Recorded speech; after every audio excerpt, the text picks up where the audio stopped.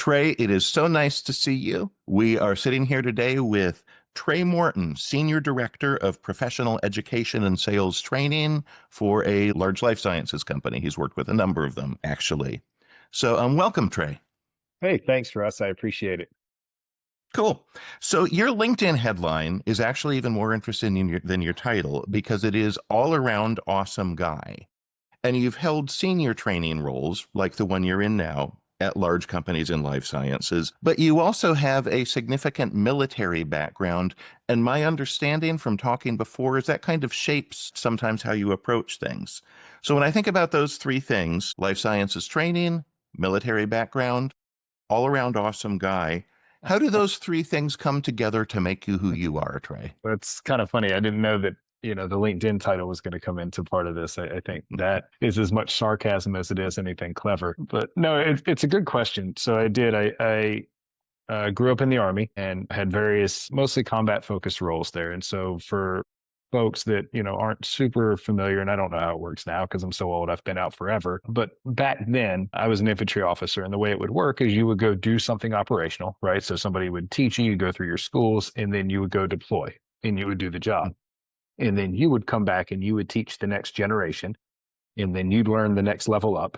You go do it. And then you come back and teach that next level up. So it was kind of a cycle of learning, doing, teaching, with very much always a focus on the practical application, right? And I think that became very important for me in the training world, that if I'm going to teach you something, you'd better actually be able to go do it, right? And that was always the goal, is, hey, as soon as you leave this school, you will find yourself in Iraq, and you're going to do these 10 things. And then you'll probably learn 2 new things, and you come back and teach those, right? And we kind of keep it iterative that way.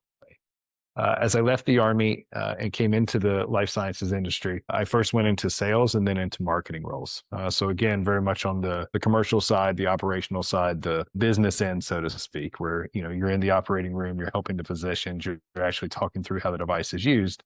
And from there, moved back into the training world. So I think I came with the lens of training is not necessarily education. And what I mean by that is it's not meant to be esoteric. I'm not going to teach you everything you could ever learn. It's not focused on academia for me. It's really focused on practical application. What do I expect you to do on Monday when you leave my training course? And so I really try to approach training from that mindset of, you will do something different next week, and let me make sure you're totally prepared to do that. So it is two things jump out when I hear you say that, Trey. One is it's a very pragmatic approach. Per your point, it's not theory. It is, here's what you're going to do. But then I also love that vision of the cycle of I learn, I execute, and I teach, because that seems like something that would just make an organization overall stronger in kind of a virtuous cycle kind of way. Absolutely. And I appreciate you putting it into words that probably make a little more sense than me just rambling. So I think, and we do see that, not just for my company, but probably most of the listeners here that are in the life sciences industry, it's become very, very standard for us to leverage a network of field sales trainers. And to your point, it's the exact same concept, is, hey, these are folks that came through our training. They've been out there actually doing the job, working with physicians for a long time. And then we're going to bring them back to teach our next class. And as you keep running through those cycles, you will, not only keep leveraging your experts and buy yourself some credibility because it's people that have actually done it, but you also stay up to date, right? And similar to when I was in the Army and I'm, going to Iraq, the war evolved, practice evolves in the, operating rooms and with our physicians, tools evolve. If I only bring my trainers in-house and we teach what we did, 6, 7, 8 years ago, we're no longer even teaching the right things. So I think that cycle becomes, to your point, beyond just pragmatic, it's also what keeps us relevant. Yeah, it's adaptive, it's evolutionary, and this makes sense. Business changes, and so the problems you're addressing next year are somewhat different from the ones you're addressing this year. Absolutely right. So we were really struck when we chatted with you at a conference a little while back, because you had some fun with the Kirkpatrick model, explaining that. And that's a model that I think most people are sort of likely familiar with in terms of knowledge acquisition. But what I liked about your spin on it is you were very focused on, and this ties to what we were just talking about, this is not theory. let's use this to drive revenue. Let's use this to drive business outcomes. So tell me how you think about the Kirkpatrick model. And if you happen to remember, because I don't know if you were just riffing on the spot or if it was prepared, but if you happen to remember the spin you put on it, I'd love to hear that too. Yeah, the fun part is, I don't think I'm capable of preparing that well in advance. So we're going to get, a new version every time, and we'll see what comes out this time. And it's, you never have to see the same. I'm not sure if you heard my dog just lose her mind, but yeah. So it's a great question. So as we go to these conferences, I think it's very, very valuable for trainers to take themselves seriously as a profession. But just like any organization, if you allow yourself to be siloed with only folks that are, doing your job from your lens with your mindset, you start to lose relevance and you start to lose your ability to actually affect a business objective outside of, this is the best way. And it would be similar, I'm sure we've all worked with, some of our R&D folks or our engineers. If you don't kind of refocus them on the customer outcome you're trying to look at, we get just mired in, I'm going to solve the hardest mathematical problem there is because I can. And at the end, you have something nobody really cared about. And so I say all that to say with the trainers, I tend to see the same thing with the trainers where we have all these models, we have all these structures. It's great to talk about adults, learn all these awesome theories. But as you go deeper and deeper into those cycles, you lose business relevance and you lose any ability to explain, why do I exist in the first place? And for sales trainers, the bottom line is we are a cost. And so we'd better be driving revenue, incremental revenue. Otherwise, the easiest thing to do to see an improvement in bottom line is to just get rid of that cost, reduce the opportunity cost from taking folks out of the field to get trained anyway, and just return that money to the company. So I took the Kirkpatrick model, which is something that I think they gave me to discuss. And, as we kind of said up front, I'm not that capable of just sticking with theory. And I said, well, let me see if I can make it amusing for myself and, practical for the attendees. And we broke it down into how do you actually set up your job, in a way that matches your theory, which is, the Kirkpatrick model for how you train folks. So as we started playing with it, we looked at level one, which is the reaction. My thought process there was, if I'm a sales trainer and I do really well at level one, which is essentially, asking you if you liked coming up to my event, right? Did you enjoy this training scenario? I'm probably going to stay employed, because no matter what, if everybody likes seeing Trey a couple times a year, you're not going to get rid of me. So that's great. I want to stay employed. I want to be in the job. I want everybody to like me. And then we kind of played with some games of, it's pretty easy to cheat this as well, right? So I'll do things like I'll give you a pre-test before you come in and then a post-test, and I'll prove that you either learned something or you had fun. I'll do surveys on my different instructors. There's great ways to actually make it useful, right? Russ probably wants to know if Trey did a terrible job and, just cut everybody out early and was super boring. And so those surveys can help with that. But also if I want everybody to give me really good scores, I can make sure that, I cut them out 2 hours early, make sure they can catch an early flight and they're drinking mimosas while they, take the survey. So I can really cheat that. Then we went to level two, which is actually the learning. I think most of us probably stop there in the life science industry. And it's one of those that we actually do own. So when I kind of looked at, how do we make that practical for us, the sales trainer, that learning one is the one that keeps you out of jail, right? I owe back to the FDA. Does Russ know how to go through the proper steps for use for this device, right? Does he understand the entire label for this therapeutic therapy? And if not, if I can't prove that to the FDA and I'm certifying everybody to go represent these products, I'm going to get in trouble. So that one becomes very meaningful for everybody because we don't want to get in trouble. The thing we owe back for the whole company to not get in trouble, for us to not get in trouble, is that I can demonstrate the, the IFU or whatever the requirement was. And we do that, I say we tend to stop there because number one, it's the one that we just have to do. And you get there and that's good enough. Everybody understands we have to do it. So the business is on board, right? Nobody's going to question me when I test you. And then number three, it's probably the easiest, right? Hey, read this document and then I'll give you an exam. And when you get 85% right, that means you passed. We're good to go. And I'm going to upload it, and make sure if we ever get audited, I can prove you did those things. So that's level one and two. We're staying employed. We're staying out of jail. That's probably where most of us live. And then it starts getting hard, right? As we get to level 3 and 4, we're talking about how am I actually a business leader? How am I actually giving back to my company? And so level 3 is affecting behavior change. And it's interesting because level 3 is really the thing that I think you can actually own as a trainer. right? I can't necessarily own the results, which is level 4. We'll get to that in a minute because there's so many variables, but I can own behavior change. And so a lot of what we talked about at that conference is, really two things. I need to make sure that I'm measuring that behavior change, right? Do I have some sort of metric that in the field, whether it's through field visit letters, it's through, some quantitative metrics like the number of, let's say, VAC presentations you give, but that I have some mechanism to see, are you executing in the field what I taught you to do in the program? And then number two, we want to be able to check that back against our results. And so it becomes important. And I think as business leaders, we don't want to just accept a training request, right? Russ comes to Trey and he says, "Hey, we need to train everybody to, better deliver this message because I think that's why we suck, and just tell it better and we'll do well." Right. I need to be able to get up front with you and say, what are the things we expect to see? Right. And then what numbers will those drive on the back end? And the reason that becomes important as we get to level 4, which is actually those business results, those are the things that are actually going to get us promoted. I don't have direct control over that, but I do want to be promoted and I want to be seen as a business leader and I want to be a value add.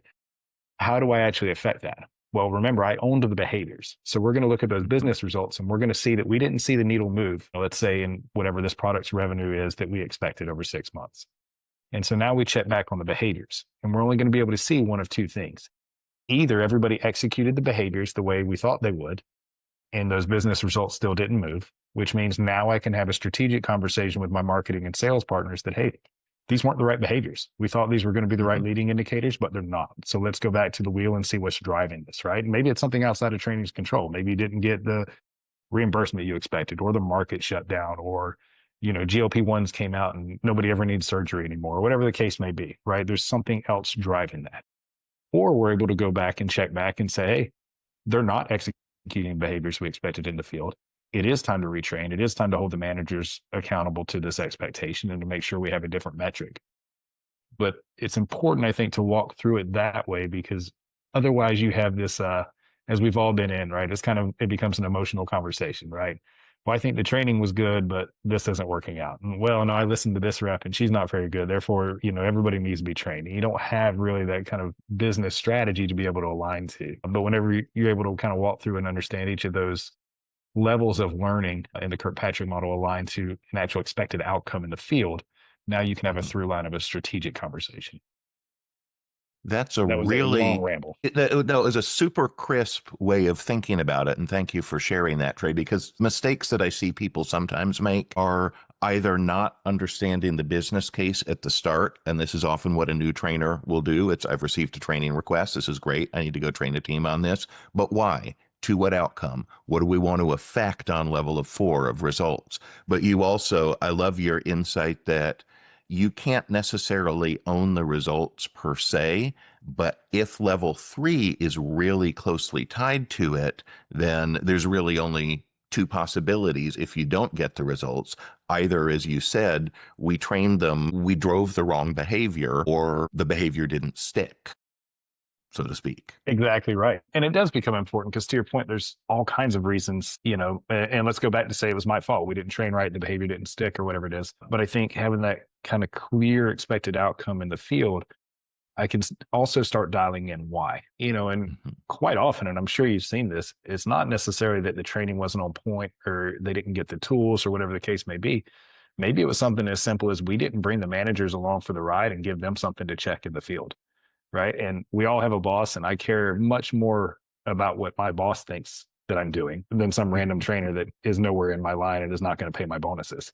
Right. So if we didn't get that management structure on board and give them the tools to actually drive this home, we could fail right there. And then just retraining the field again is not going to fix it. So it really is important to have those checks and to have metrics that are actually aligned with what you want to see, versus a lot of times we collect the metrics that either we always do or they're the easiest to do. And like I said, you'll just land at that level 1 and 2 at that point, which is great. We're going to stay employed and we're going to stay out of jail, but we're probably not going to get the big bonuses and drive new cars.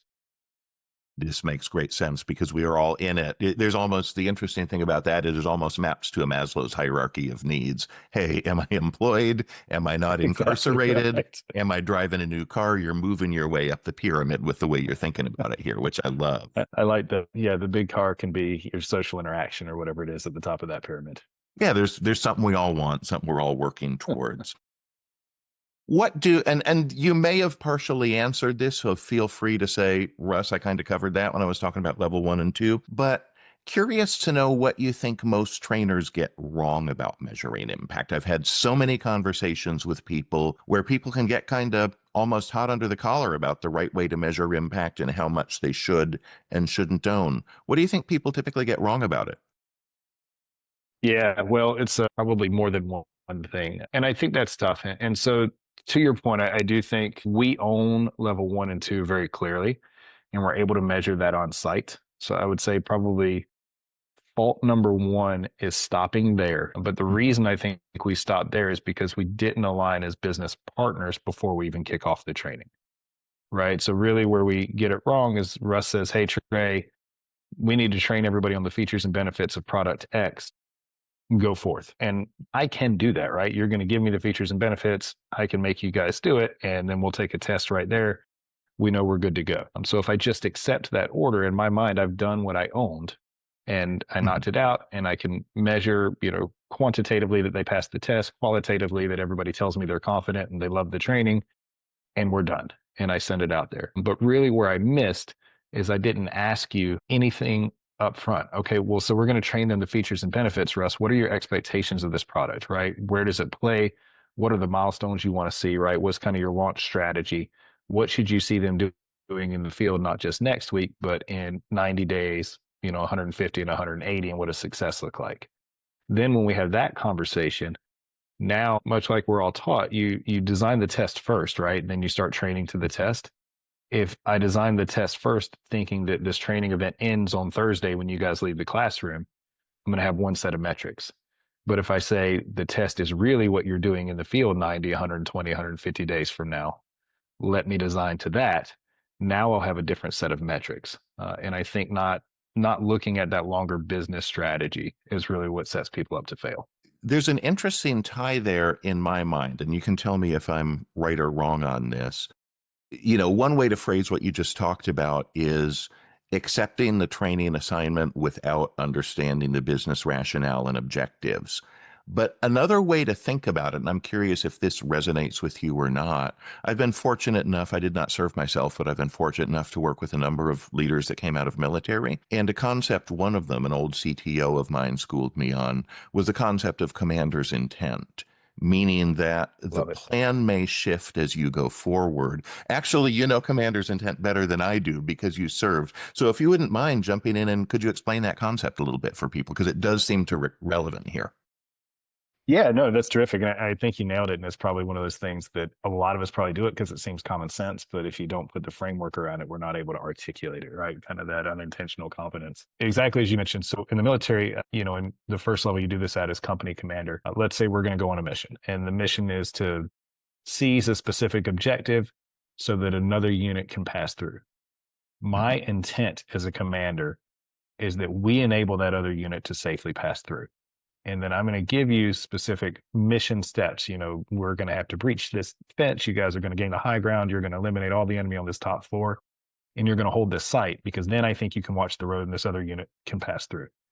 But let's say you get there and, there's, machine guns dug in and you can't even reach the building and you can't get to the objective and all those things. But you know that my intent is this other unit passes safely through.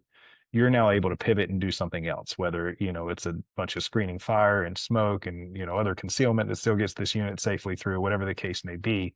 You have the absolute freedom to maneuver because your only true job is to pass that other unit through because I told you that that's my intention of this mission, right? So it kind of separates the why from the how, so to speak. I'm still going to tell you all the how, but when you get there, if that's not achievable, you understand the why. You're still going to accomplish that because you're an expert and can do so.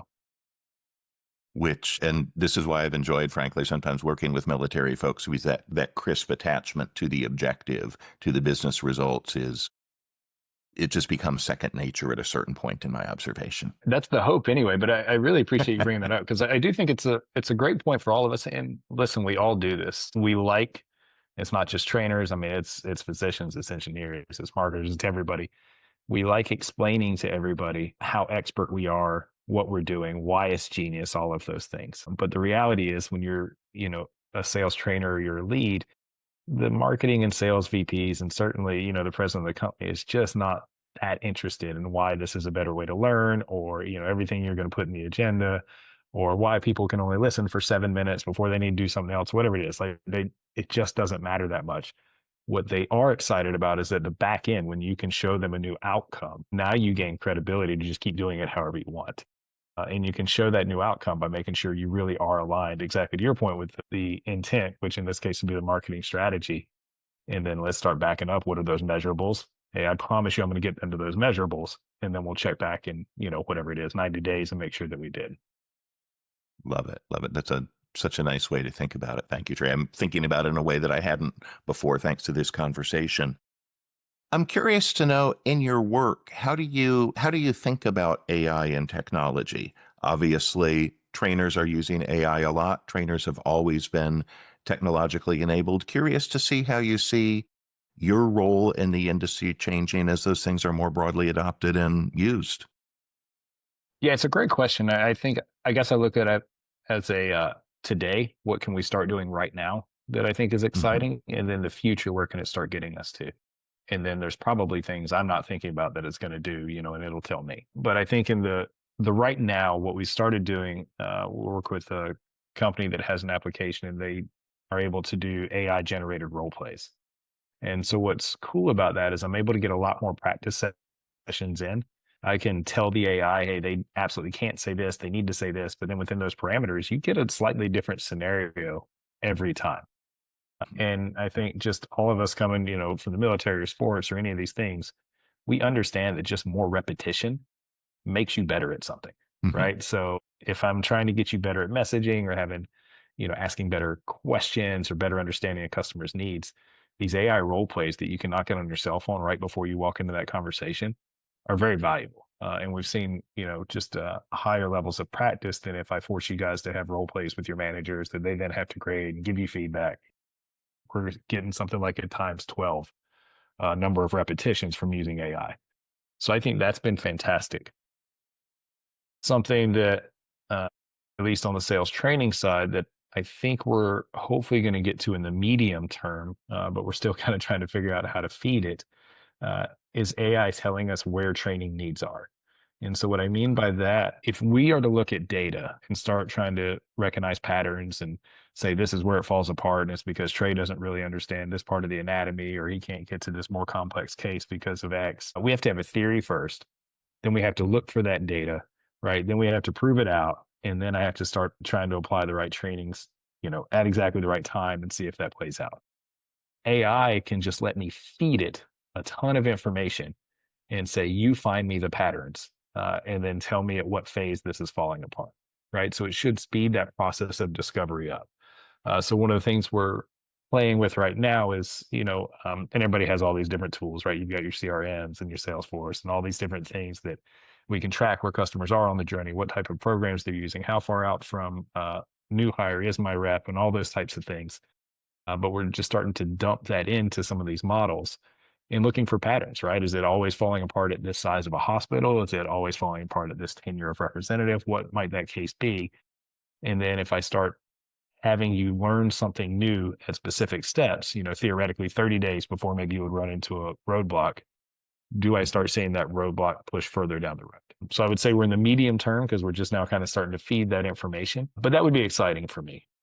And then I think on the medical education side, more with physicians, we're seeing a lot of pretty exciting things that, with some of the higher complexity of sales training, would be very helpful as well, where you can really model exact anatomy. You can run simulations, that'll get predictive before you actually go into a patient, right? That if you do X, you're probably going to rupture Y. And so I think that's just an exciting way to create much more difficult situations. I don't know if you saw the quarterback for, they're not the Redskins anymore, the Commanders, but one of the things he did in college that really made him a very viable draft pick, he had gotten hurt at one point.